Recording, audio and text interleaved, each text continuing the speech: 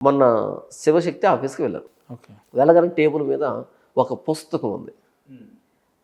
ఆ సనాతన ధర్మానికి సంబంధించిన పుస్తకం ఉంది. చెప్పండి. రామాయణమా, మహాభారతం, ఏం పుస్తకం? అది ఒక పాంప్లెట్ లాంటిది. ఓకే. ఒక పాంప్లెట్ లాంటిది. అంటే ధర్మాన్ని గురించి ఏదో ఒక వ్యక్తి రాసిన పాంప్లెట్ లాంటిది. ఇమ్మీడియట్గా దాన్ని నేను తీసుకున్నాను. ఆ బుక్లెట్ తీసుకున్నాను. దాన్ని నేనే తిరిగి చదువుతున్నాను. ఇంకా ఒక హాఫ్ అన్ అవర్ టైం ఉంది. చదువుతున్నాను. నాకేం వాళ్ళు ఇవ్వలే, చదవమని చెప్పలే. నాకు ఇష్టం.